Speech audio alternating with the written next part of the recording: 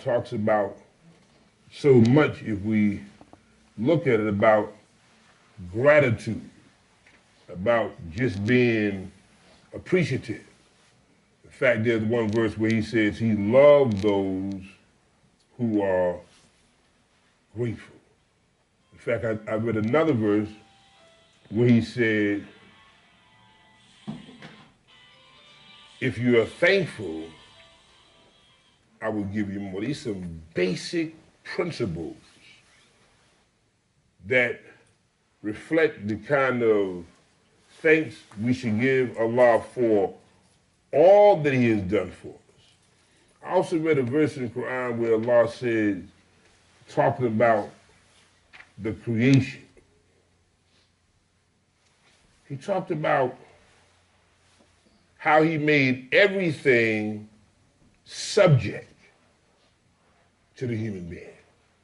Now all you have to do is imagine that.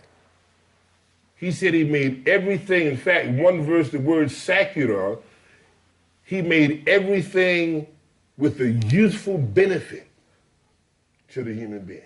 Now all you have to do is imagine that. Imagine the world and everything it contains, and then Allah says He created that for you. Sun, rain, sleep, moon, stars, all of that, oxygen, for you. So now when you think about what Allah has done for you and what He's doing for you right now at this moment as you sit here, if you think about what He has done for you and what He's doing right now this second, as an intelligent servant, we should say, Alhamdulillah. We should say, thank you, Allah, for opportunity. See, He gave us life and then He gave us opportunity to live in this very abundant creation. We don't live in a world lacking anything. We live in a world purely of abundance. There's always more. There's more than enough. That's why we can't operate with the ideal of not giving, because we think if we give, we're going to lack. That's why some people in life, they don't give. They have been conditioned to think that if I give, I'm going to be without. But the believer realized that his giving is an investment. And that his giving, Allah say, He will multiply what you give. That's the picture He gives us. So we don't live in a world of lack. We live in a world of nothing but a supreme abundance. There's always more. And that's how the believer operates, because the believer puts his or her trust in Allah. So they don't operate with fear of scarcity, that I can't give, because if I give, I'm going to be without. No, Allah says that He is what? He's the provider. He provides all our needs. And then He gave us this entire creation that we can go to work in this creation. He gave us opportunity, He gave us ideals, He gave us creativity, He gave us imagination. We can go to work in this potential field creation. So we're thankful to Allah, highly glorified to you for allowing us to be alive today. So I was reading the Quran, and I was reading where Allah says, verily, the creation of the heavens and the earth is a greater matter than the creation of man, but most men don't realize it. See, that we think we are the greatest force. But everything in your body came from what He created. He said He created us from dust. He created us from water. So if He created us from dust, He created us from water, and the sunlight is in the dust, then that is a greater matter than our own anatomy. Because you have to realize that we are dependent on what is in the heavens and what is in the earth. So if we're dependent on what is in the heavens and the earth, then the heavens and the earth and what it contains must be a greater matter than you and I. You can't live without the sun. Do you understand that? You can't live without the rain. You can't live without the water. So that is a greater matter than you and I. But most people, Allah says, they don't realize that. They don't realize that you and I are dependent on external things. We're dependent on sunlight. Without it, it's over. We're dependent on rain, even that snow we got today. It contains some properties that's vital for our advancement. It cleans the air that we breathe in. So Allah says that the creation of the heavens and the earth is a greater matter than the creation of man, but most people don't realize it. So you see how much we have to thank Allah for? And I remember Imam Muhammad said, Muhammad said that Allah made you a Muslim and placed you in a Muslim. Now I want you to think about that for a moment. He made you a Muslim, submitting your will to him. And then you made the earth a Muslim that submits to you. That's powerful. He made you a Muslim and he placed you in a Muslim. He placed you in the earth. And then the earth gives you what you need as a means for the fulfillment of your life. He made you a Muslim and placed you in a Muslim. So we submit our will to the will of Allah, and the earth itself submits to what our will is. That's why man is able to create so much. Allah set it up like he's able to create, stuff that people are on awe over. How did the human being create that? Because Allah gave him the ability. Because Allah made the creation of Muslims submitting to his creativity. People are amazed over internet. They're amazed over their phone because, some people alive right now, they never knew there was a phone that was connected to the wall. They're children today. This young brother here probably never seen a phone in his home. Some people still have those. Let me correct this. Some people probably still have in their home phones with cords. But that's so old. There was a time when you had to use your phone, you could only go but so far. It'll cut off. Or it'll rattle you. I can't hear you, let me get close to the base. But then man was able to create a cordless phone. I can go downstairs and talk to you now. The power of creativity. And I heard one wise man say that most people live out of their memory instead of their imagination. And by them living out their memory, they're going over and over and over, repeating the same things in their life. But Allah says he has allowed the earth to render its will to you. So that you can allow your imagination to go to work on that creation and you can create remarkable things that the world is in awe over right now as we speak in 2019. So he said Allah made you a Muslim and placed you in a Muslim. Here's the verse again. The verse says, verily the creation of the heavens and the earth is a greater matter than the creation of man, but most people don't realize it. Now I want you to get that you're powerful and you have the ability to work this great creation that Allah says he's allowed it to render a utility to you. So I read the other verse where Allah said, talking about his creation and our relationship to the creation, because that's the key. Our relationship to the earth. See, a lot of people don't even know they have a relationship with the earth. They just live it. That's why the verse says most of them don't realize it. They see themselves just living. They don't see themselves connected to the soil. They don't see themselves grounded to the earth. They don't even see themselves connected to oxygen. They know it works. But Allah makes it very, very clear for us to understand that we have a relationship with this creation. And we realize that it has a sense of superiority over us so it can serve us. So I read another verse where he says about our relationship to the earth. He says,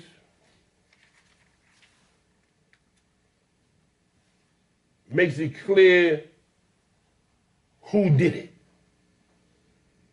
It is Allah who has created the heavens and the earth and sends down from the skies rain, and with it brings out fruits therewith to feed you. It is he who has made the ships subject to you, that they may sail through the seas by his command, and the rivers also that he made subject to you. Now, when this revelation was revealed, there were no ships. That's way down the road. But Allah already knows what the human being is going to create. That's why we say Allah is all-knowing. He gave you the capacity to do these things. Because man had already studied his creation. He had studied the beaver. He had studied certain species moving on logs across the water. Allah already knew man was going to find a way to get on the other side of the earth. So he says that he allowed the ships, he made the ships subject to you, that they may move through the sea by his command. Got a relationship with the water. That body of water is moving you from one point to another. Now here's the connection to the earth. Send down rain from the skies. That relationship, that connection from the rain from the skies, as it hit the soil, as it hit the earth, it stimulates the life that is in the soil.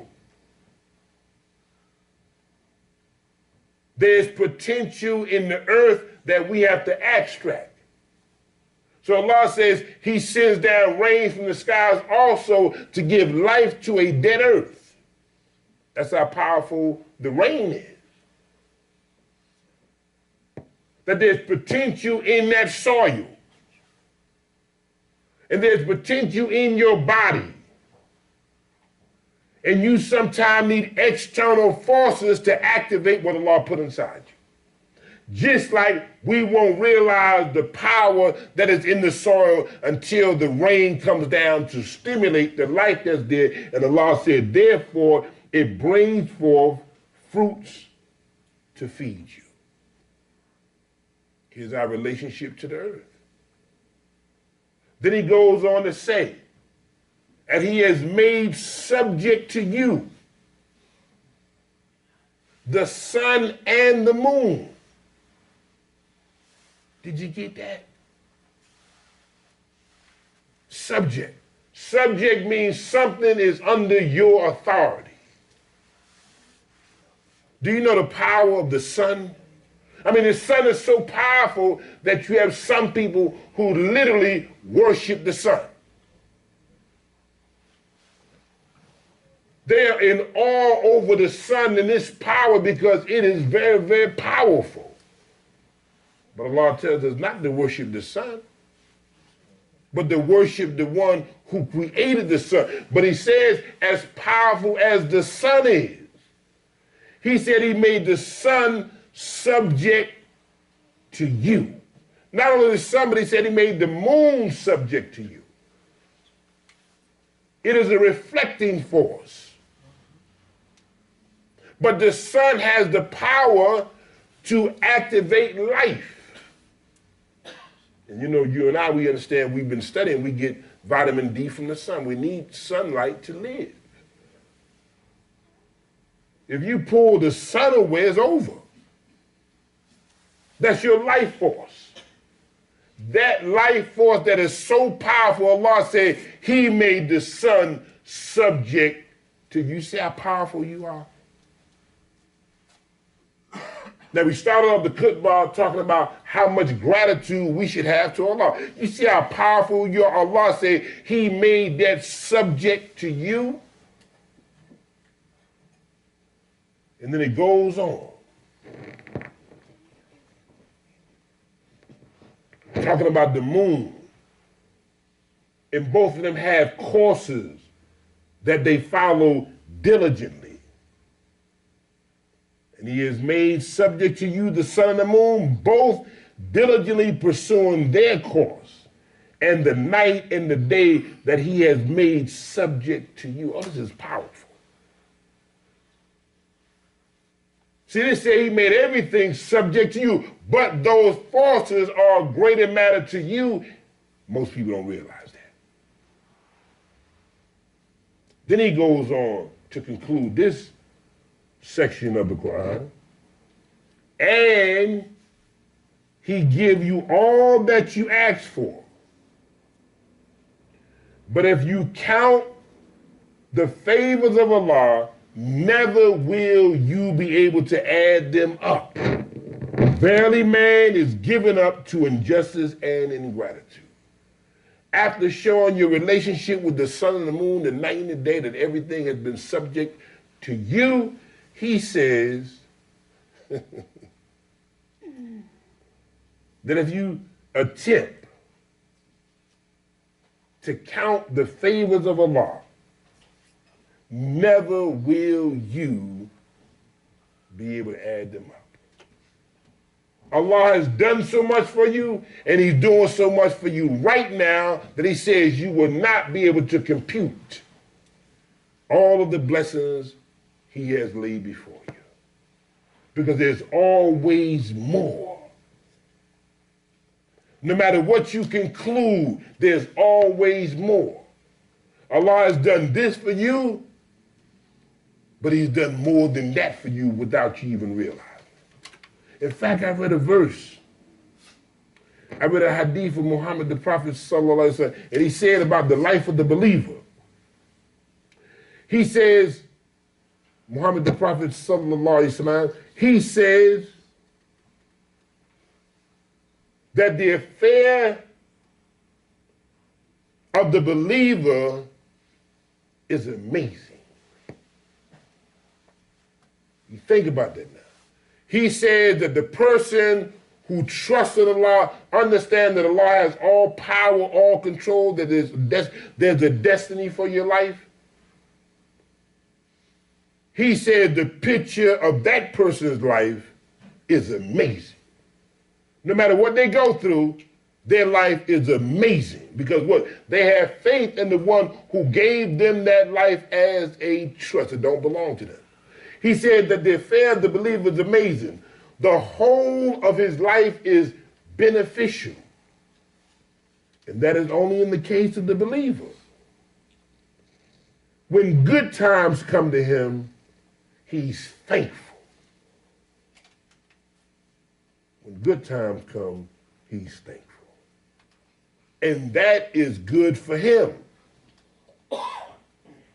And when bad times befall him, he's patient. And that is also good for him. That's what makes the life of the believer so amazing. Because they realize I have no control over this life Allah entrusted me with. And if I serve him, I realize that he's teaching me something. That's why I said the life is beneficial.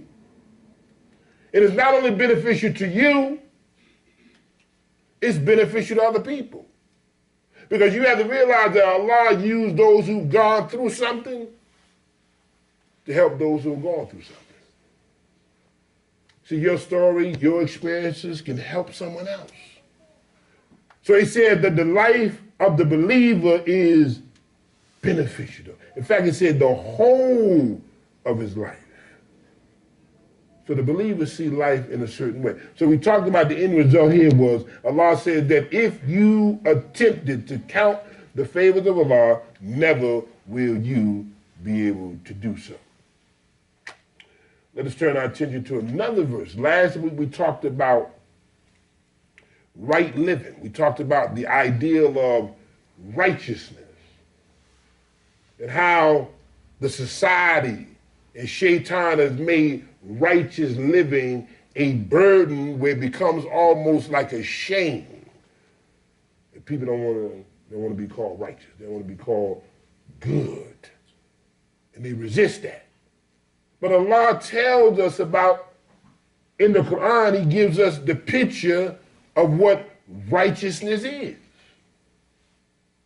And I love this verse.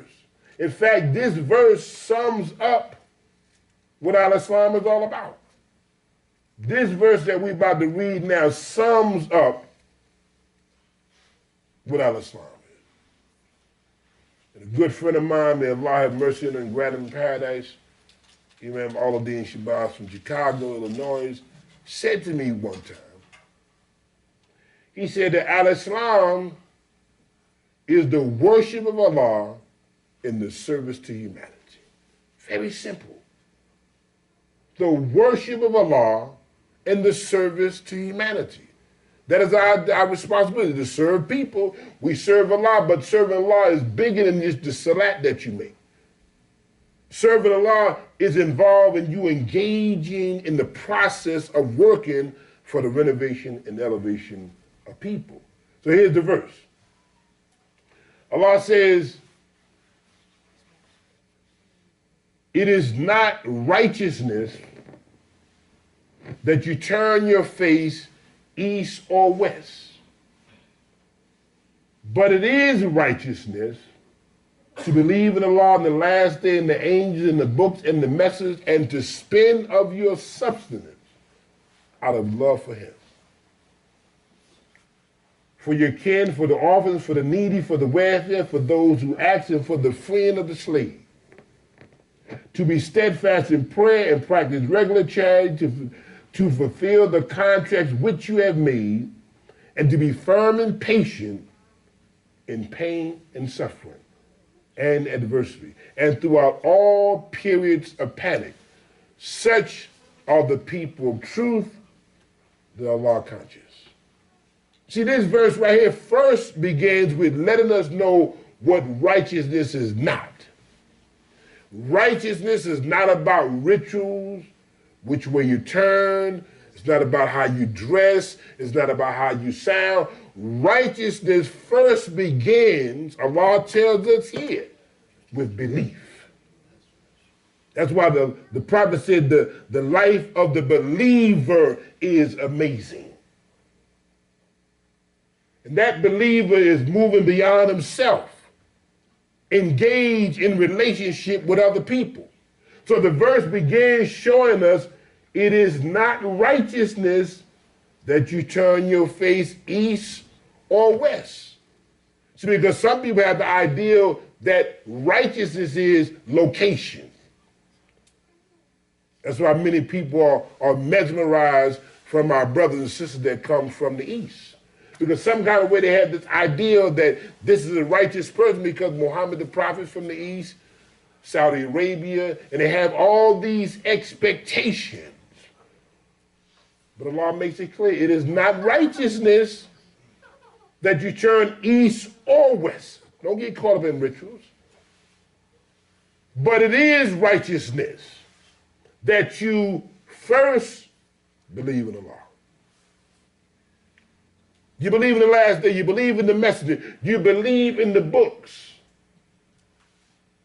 See, and then our belief don't just stop there. Now you move beyond belief and you get involved in activity.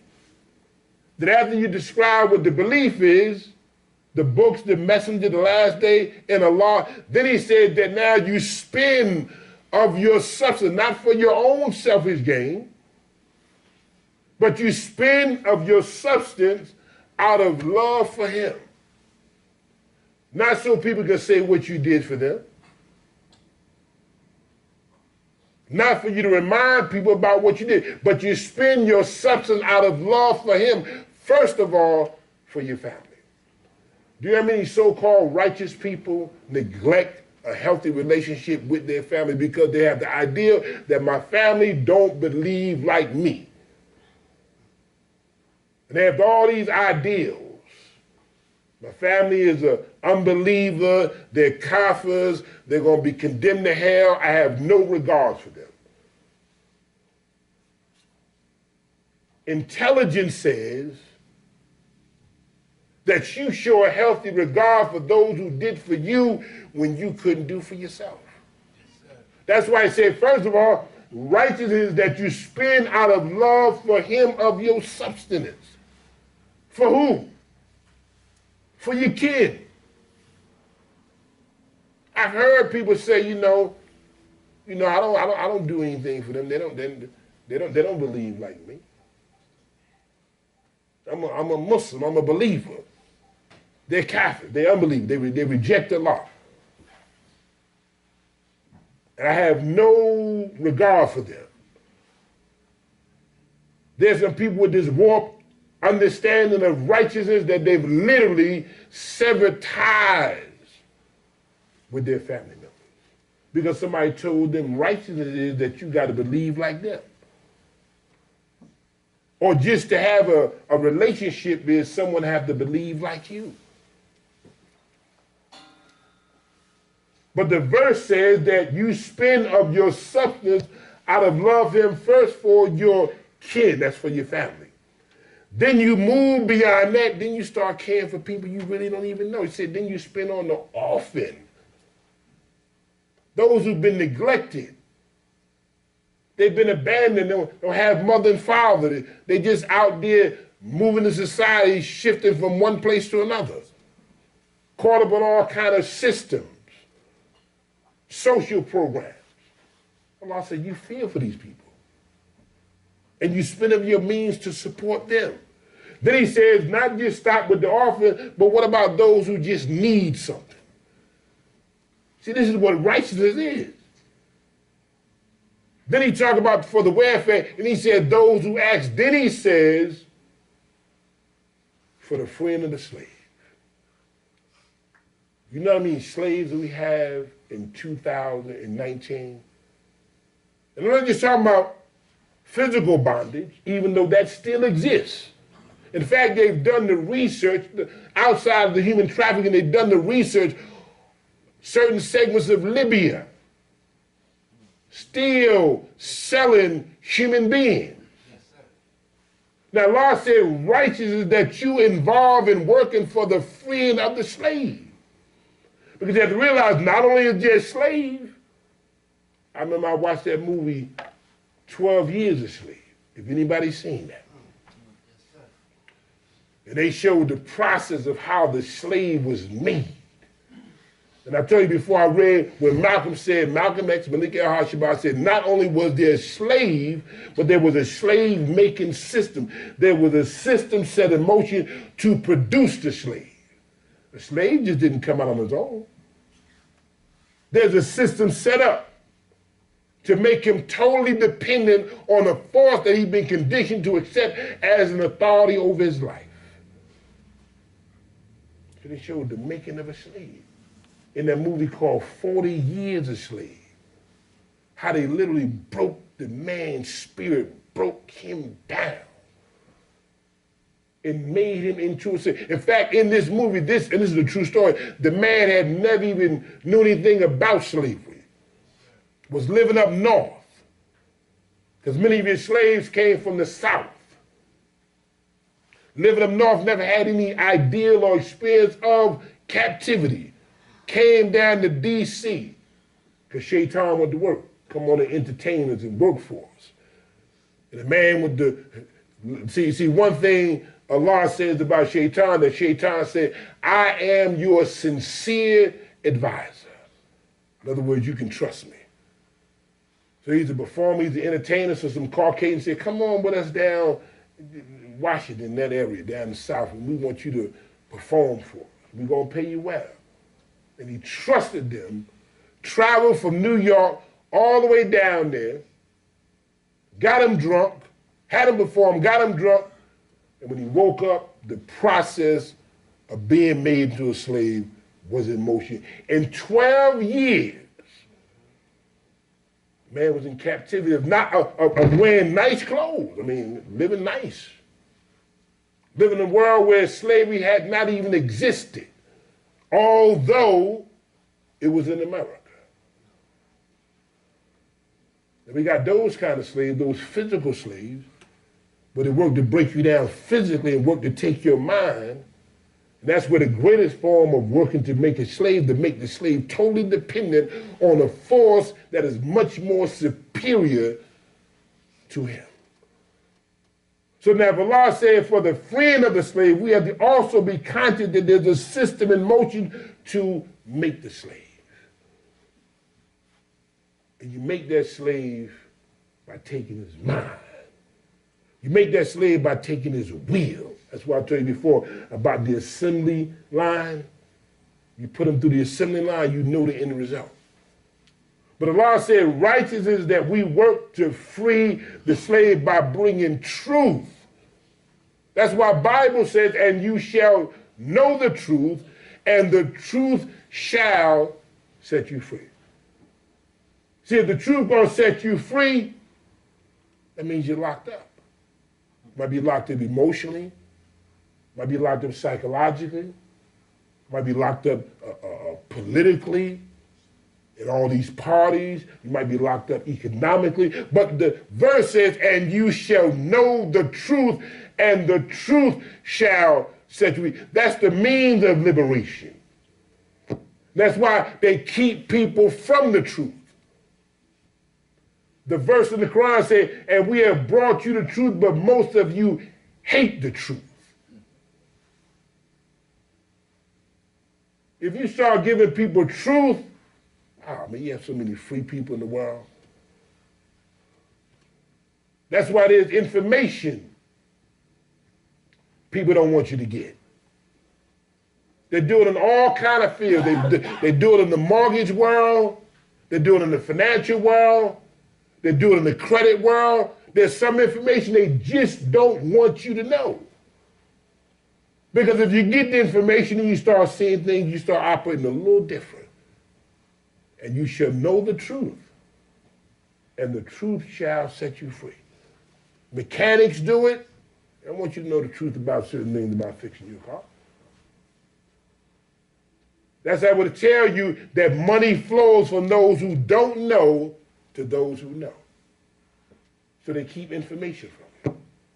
Money flows, I know and you don't know, and I keep you ignorant, your money flows to me.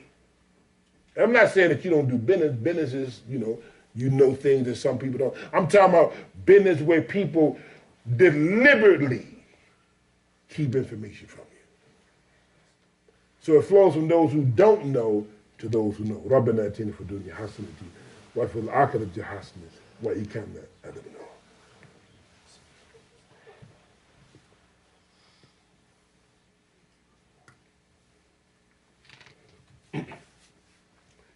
Yes, assalamu alaikum. So we go on about the freeing of the slave.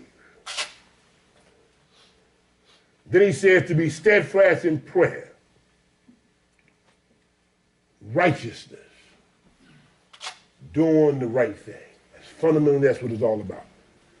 Doing the right thing. We have this idea that righteousness, that we disengage ourselves with the society.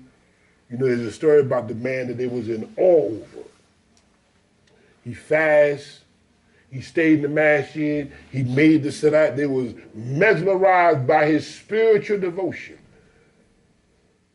The Prophet asked one question, sallallahu alaihi wasallam. Muhammad the Prophet asked the question, who feeds him? They said, we do, Muhammad the Prophet. He said, then you're better than him. Because see, to be this righteous being, you got to serve. This verse showed you all about you serving people and dealing with the challenges of life. It said that to be steadfast in prayer. We said when you make prayer, you stay connected to Allah. And then it says, and to practice regular charity. When you give the charity, you stay connected to the people. Allah wants you to have power. He said, those who we established him with power in the land will make the salat stay connected to him, and they'll make the salat stay connected to people. He says that the question was, well, who feeds this man who's making salat? Who feeds this man who's praying in the masjid? Who feeds this man who's fasting in Ramadan? Who takes care of him? See, here's a man who thinks his righteousness is him being dependent on other people. His righteousness is him being engaged in the world. His righteousness is about him being engaged in creating a healthy society. That's why it says it goes on to fulfill your contracts, to keep your word, and to be firm and patient. When it gets challenging, don't give up. Don't become overwhelmed. You got to keep faith. That's why I talked last week about, unfortunately, we got a man who make premature, immature decisions without thinking them through, and got people who've been working for 25, 30 years in the pantry, asking for food. People been working 20, 30 years, signing up now for food stamps. And many of them are panicking because a lot of people live from what? Paycheck to paycheck. But Allah says here, and to be firm and patient in pain and suffering and adversity and throughout all periods of panic. Then he ends it with, this description here is such are the people of truth. Why? Because truth is stability. That's what the truth is. Truth means that which is stable. Allah is real weak. Allah has all kind of holes in it. That's why they can pick a lie all day. You got to think about, remember you lied. It don't compute. But when you give the truth, hold on to truth because it's in your spirit. I don't have to think about the truth. I told you what happened. So Allah said that description, such are the people of truth, the God-fearing. So righteousness, we're going to conclude, doing the right thing. And in doing the right thing in your life, all these experiences, you're going to fall short sometimes. You're going to sin, you're going to get weak. That's why Allah says he's what? The merciful, the forgiving. He's the merciful, the forgiving. Forgiving is so powerful that Allah says this through Prophet Muhammad sallallahu alaihi wasallam.